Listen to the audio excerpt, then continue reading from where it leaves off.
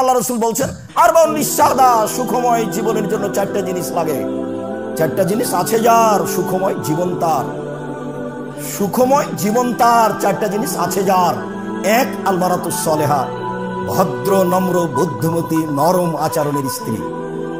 আচরণ নরম হতে হবে, খাস্টা মেস্টা যদি হয়, আর যদি কথা একবার উল্টিয়ে ধরে একটুকু শান্তি পাবেন। সারাদিন পরিশ্রম গিয়ে বিকেল 5টায় বাড়িতে ঢুকেছেন, ঢোকার সাথে সাথে এমন কিছু বললো যে সেটা আর মাথায় সরে না সারা রাত, পরের দিন সকালে আবার চলে। আল মারাতুস সালেহা, মেজাজ হতে হবে নরম মহিলার, গতিবিধি হতে হবে ঠান্ডা, স্বভাব হতে হবে ভদ্র নম্র। তার কথা কর্মই, কথার সাথে সাথে স্বামী সবকিছু ঠান্ডা হয়ে যাবে, রাগটা সব চলে যাবে। ওকে ওই জন্যই সৃষ্টি করা হয়েছে। আল্লাহ বলছেন যে আমি মহিলাকে সৃষ্টি করেছি তার স্বামীকে শান্তি তৃপ্তি দেওয়ার জন্য, কথা আল্লাহ বলেন। মুহাম্মদ সাল্লাল্লাহু আলাইহি ওয়াসাল্লাম বলতেন, তাও তো আপনি বলতেন যে মানুষ বলেছে। আল্লাহ বলছেন যে আমি নারীকে শান্তি তৃপ্তির জন্য সৃষ্টি করেছি। তো দুই, আল জারুস সালেহ, প্রতিবেশী ভালো যার, সুখময় জীবন তার। এক নম্বরে হলো ভালো স্ত্রী যার, সুখময় জীবন তার। দুই নম্বর, প্রতিবেশী ভালো যার, সুখময় জীবন তার।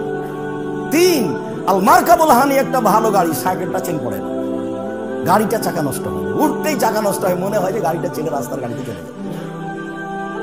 কৃষক গাড়ি জমি চাষ শুরু করলে গরুটা শুয়ে যায়, কাজ করে। আল্লাহ রাসূল বলছেন আল মারকাবুল হানি, একটা ভালো বাহন। চার, আল বাইতুল ওয়াসি, প্রশস্ত ঘর, অন্তত মেহমান যেখানে বসবে সেটা প্রশস্ত হতে হবে। কি সুবিধা! মুহাম্মদ সাল্লাল্লাহু আলাইহি ওয়াসাল্লাম কিভাবে সংসার করলেন। ওমর রাদিয়াল্লাহু তাআলা কুঁড়ে ঘরে বসবাস করে অর্ধ পৃথিবী পরিচালনা করলেন, তখনও বাড়ি ঘর তেমন নেই। ওই মুহাম্মদ সাল্লাল্লাহু আলাইহি ওয়াসাল্লাম বলছেন, যিনি খাটে শুয়ে থাকেন, যেই খাটে দড়ির সাথে এ করা আছে, সাজানো আছে, সেখানে বিছানা কেথা নেই, তিনি উঠে বসলেন। আব্দুল্লাহ ইবনে মাসউদ বলছেন, উঠে যখন বসলেন দেখলাম গায়ে পিঠে একবারে দড়ি শুকনির দাগে পরিপূর্ণ হয়ে আছে। বলছি আপনি একটু ভালো কিছু করলে হয় না? আমি আব্দুল্লাহ ইবনে মাসউদ বললাম। তখন বলছি যে ভালো কিছু করে কি করবা, এটা তো করলো ইহুদি খ্রিস্টান, তারাই তো করছে, আমরা আর কি করব। তখন বলছেন আব্দুল্লাহ ইবনে মাসউদ, কুন ফি দুনিয়া কানাকা গরীব, তুমি দুনিয়াতে থাকো তুমি যেন অপরিচিত, ওয়াবের সাবিলিন, তুমি যেন পথিক আছি নেই। তিন, উদ্দা নাফসাক মিন আহলিল কবরে, নিজেকে কবরের সদস্য ভেবো।